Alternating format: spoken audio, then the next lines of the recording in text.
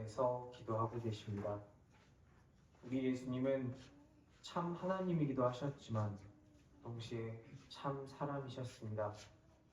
예수님께서 우리와 같이 육체를 입고 계신 사람이라는 사실은 549장 찬송에 주님도 때로는 울기도 하셨네 라는 가사처럼 우리에게 위로로 다가옵니다. 동시에 그 사람인 우리가 어떻게 해야 하는지 보여주신 모범이기도 합니다. 예수님께서 기도하러 가신 겟세마네라는 지명은 두 개의 단어가 합쳐져서 만들어졌습니다. 먼저 나오는 겟이라는 단어는 짜는 틀이라는 의미이고, 뒤에 따라오는 쉐마니라는 것은 기름이라는 의미입니다. 그러니까 겟세마네는 기름틀, 올리브 기름 짜는 곳이라는 의미입니다. 우리말로 하면 기름집입니다. 감람산의 한쪽 면이었던 겟세마네는 감람산이라는 이름답게 올리브 나무가 많았습니다. 올리브를 수확해서 거기서 바로 기름을 짜던 곳이 겟세마네였습니다. 수확철을 제외하면 사람이 많지 않은 한적한 곳이어서 예수님께서 그곳으로 종종 기도하러 가시곤 했습니다. 제가 기름 짜는 것을 보았던 것은 어렸을 때 어머니에 따라서 갔던 방앗간에서 본 참기름 짜는 것만이었습니다. 올리브 기름도 비슷하게 짜려나 해서 찾아봤는데 올리브 기름은 참기름하고는 조금 달랐습니다. 참기름은 볶아서 짭니다. 근데 올리브는 그렇지 않고 수확한 생 올리브를 맷돌에다가 잘 갑니다. 갈린 올리브를 얇고 넓적한 바구니에 집어넣어서 켜켜이 쌓습니다. 그리고 그 위를 무거운 것으로 눌러서 기름을 짜냅니다. 성지순례를 가서 겟세마네에 가보면 예수님께서 엎드려 기도하셨다라고 전해지는 큰 바위가 하나 있습니다. 겟세마네에서 예수님께서 기도하신 것은 이 올리브 기름을 짜내는 것처럼 돌 위에서 마지막 한 방울까지도 다 짜내서 기도하셨다라는 것입니다. 얼마나 간절히 기도하셨는지 떨어지는 땀이 핏방울처럼 될 때까지 기도하셨다는 것입니다. 겟세마네에서 예수님이 이렇게 하셨던 이 기도에서는, 그리고 겟세마네에서 보여주셨던 그 행동에서는 주기도문에서 우리에게 알려주신 기도의 내용이 들어가 있습니다. 우리는 이렇게 기도하고 이렇게 살아야 합니다. 오늘 말씀 39절에서 기도하시면서 예수님은 하나님을 부르십니다. 내 아버지여. 유대인들은 야훼 하나님의 이름을 부르는 것조차 조심스러워했습니다. 그들의 삶은 비록 하나님을 제대로 경외하지 않았을지라도 이 전통은 그들에게 남아 있었습니다. 그런 하나님께 아들이신 예수님은 아빠, 아버지라고 부릅니다. 예수님은 주기도문에서 기도를 이렇게 시작하셨습니다. 하늘에 계신 우리 아버지여. 하나님은 하늘에 계십니다. 사람을 외모로만 보지 않으시고 모든 것을 다 아시고 만물을 지으시고 모든 역사에 개입하시고 주관하십니다. 그런 하나님이 우리 아버지가 되어주십니다. 멀리 있고 자기의 피조물을 그저 방치해 두고 심판만 하시는 그런 신이 아니라 우리 하나님께서는 우리의 아버지가 되어주십니다. 나를 사랑해 주십니다. 오늘 예수님은 하나님 아버지를 부르며 기도하십니다. 고난의 때에 아버지께 나아갑니다. 오늘날을 사는 현대인들은 이전에 없던 다양한 것들로 나의 고난의 때를 채우려고 합니다. 현대인들에게는 근심을 잠깐 잊을 수 있게 해주는 기호식품이 있습니다. 주님을 섬기고 번제를 드립니다. 심심풀이로 물어본다고 하는 다양한 잡신들이 있습니다. 불확실성의 시대에 사는 현대인들은 모르면 몰라서 불안하고 알면 알아서 불안합니다. 불안으로 생긴 내 영혼의 빈틈에 이것저것 쑤셔 넣어보지만 그 빈틈은 메꿔지지 않습니다. 그런 때에 예수님께서는 이렇게 하라 보여주십니다. 너의 미래를 알려준다고 말하고 너의 불안을 잠재워준다고 하는 무당이나 점술이나 사술이나 술이나 담배나 마약을 찾지 말고 하나님께 나와서 하나님께 기도하라. 그 하나님은 멀리 떨어져 있는 신도 아니고 복채만 내면 너에게 그 대가로 무언가를 주는 자판기도 아니고 그 하나님은 너의 아버지 되신다. 네가 헌신한 만큼, 네가 바친 만큼 딱 그만큼만 재서 사랑해 주시는 것이 아니라 무한하게 너를 사랑해 주신다. 하나님의 사랑에는 아무 이유도 아무 조건도 없다. 그저 네가 너라서 사랑하신다. 네가 하나님의 아들이고 네가 하나님의 딸이라서 사랑해 주신다. 그러니 불안하냐? 두려우냐? 슬픔에 잠겨 있느냐? 기도하라. 너의 아버지에게 기도하라. 그분이 들어주시리라 말씀하시고 직접 보여주십니다. 예수님은 기도를 가르쳐 주셨습니다. 하늘에 계신 우리 아버지. 그리고 실제로 보여주셨습니다. 내 아버지요. 그러니 우리도 기도합시다. 우리 눈에 보이고 우리 손에 집히는 잠깐의 다른 위로 비슷한 그런 쓸데없는 것들을 붙잡는 것이 아니라 우리 아버지를 붙잡읍시다. 우리 아버지 되시는 하나님, 나를 아시고 내 기도를 들으시는 하나님이 우리의 기도를 들으시고 응답하여 주실 것을 믿습니다. 예수님은 주기도문에서 뜻이 하늘에서 이루어진 것 같이 땅에서도 이루어지이다 기도하셨습니다. 오늘 39절에서 예수님은 그러나 나의 원대로 마시옵고 아버지의 원대로 하옵소서 기도하십니다. 예수님이 구하는 것은 하나님의 뜻이 이루어지는 것입니다. 예수님은 만일 할만하시거든 이 잔을 내게서 지나가게 하옵소서 기도하십니다. 하나님의 섭리 아래에서 만약 내가 죽지 않는 것이 허용된다면 그렇게 해주십시오 기도하는 것입니다. 왜냐하면 예수님께서 받으셔야 했던 이 잔은 인류의 모든 죄와 모든 징벌을 담은 잔이기 때문입니다.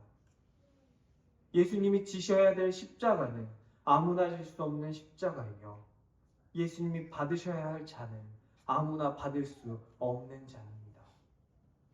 인간적인 바람은 이 잔을 받지 않고 지금 여기서 죽지 않는 것입니다.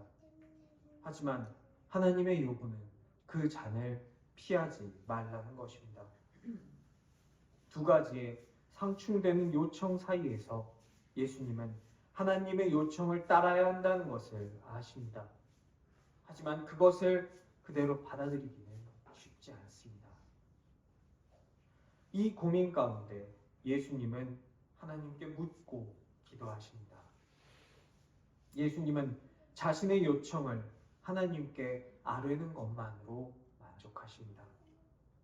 나의 소원과 아빠의 뜻이 상충될 때 내 뜻이 아니라 아빠의 소원을 앞세우셨습니다. 이것이 뜻이 하늘에서 이루어진 것 같이 땅에서도 이루어지게 하는 것입니다. 예수님은 기도하시면서 제자들에게 말씀하셨습니다. 38절 이에 말씀하시되 내 마음이 매우 고민하여 죽게 되었으니 예수님의 이 고민은 죽을 만큼의 고민이었습니다. 하지만 하나님의 뜻을 찾으신 뒤에는 완전히 달라진 모습을 보이십니다.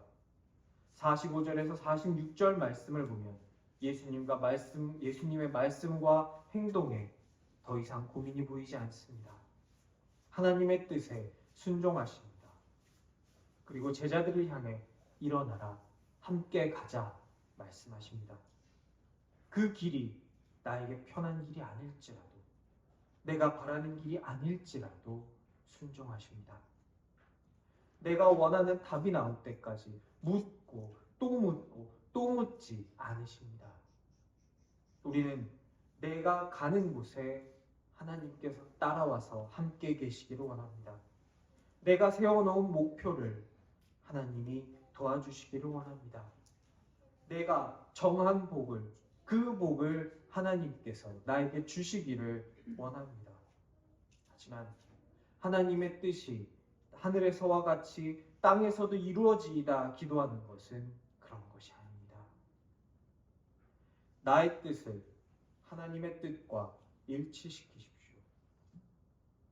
하나님, 나에게 맞춰주십시오가 아니라 내가 하나님께 맞추겠습니다. 하나님의 뜻이 내가 깃발 세우고 먼저 가 있는 곳에 임하는 것이 아니라 하나님께서 먼저 가셔서 나를 기다리고 계신 그곳에, 우는 사람과 함께 울고 웃는 사람과 함께 웃는 그곳에 내가 따라가는 것입니다. 그 길은 예수님이 오늘 고민하셨던 것처럼 내가 원하는 길과 다른 길, 내가 생각하지도 못했던 그런 길일 수 있습니다. 하지만 우리의 아버지 되시는 하나님께서 우리를 그 길로 인도하셨다면 그 길이 나에게 가장 좋은 길임을 믿습니다. 그 길을 따라가며 뜻이 하늘에서 이루어진 것 같이 땅에서도 이루어지게 하옵소서 기도하고 그 기도대로 살 수 있는 저와 여러분 되시기를 축원합니다. 예수님은 겟세마네로 기도하러 가실 때에 제자 3명을 데리고 가십니다. 37절 베드로와 세베대의 2 아들을 데리고 가실새 고민하고 슬퍼하사.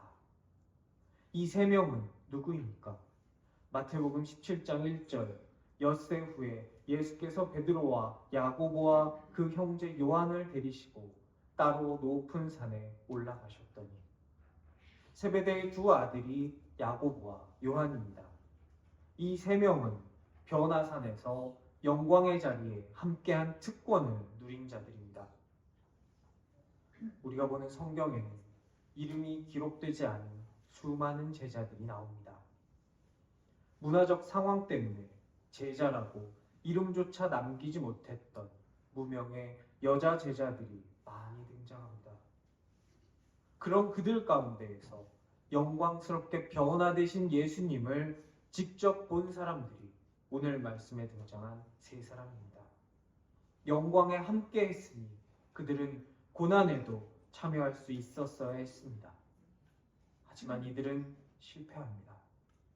40절에서 제자들에게 오사 그 자는 것을 보시고 베드로에게 말씀하시되 너희가 나와 함께 1시간도 이렇게 깨어 있을 수 없더냐 라는 말씀을 듣습니다. 우리는 주님의 구원을 받은 사람들입니다. 하나님이 나의 삶에 개입하셔서 나를 건져주시고 나에게 복을 주신다는 것을 직접 경험해 본 사람들입니다. 하지만 그 사실이 우리를 깨어 있을 수 있도록 보장해 주지는 못한다는 사실을 오늘 말씀은 우리에게 알려주고 있습니다. 우리는 기름을 준비했던 슬기로운 5 처녀들처럼 깨어 있어야 합니다. 하나님의 영광을 함께한 우리는 고난도 함께해야 합니다. 고난의 십자가가 있기에 영광의 빈 무덤이 있을 수 있습니다. 이 영광을 함께한 제자들에게 예수님은 말씀하십니다. 41절 시험에 들지 않게 깨어 기도하라. 우리가 깨어서 기도하는 제자가 되기를 원합니다. 그래서 시험에 들지 않게 되기를 원합니다. 우리는 아까 예수님께서 가르쳐 주신 대로 기도했습니다. 시험에 들게 하지 마시옵고. 주님 우리에게 가르쳐 주신 기도 안에 다 들어 있습니다. 주기도문은 마법의 주문이라 이걸 외우면 우리에게 뭔가 좋은 일이 생겨서 매주 읊어대는 것이 아닙니다. 주기도문은 매일 하던 거니 이번에도 하는 것이 아닙니다. 주기도문은 주님께서 우리에게 가르쳐 주시고 기도하게 하신 예수님의 그 마음을 가지고 그 마음을 붙들고 기도하는 것입니다.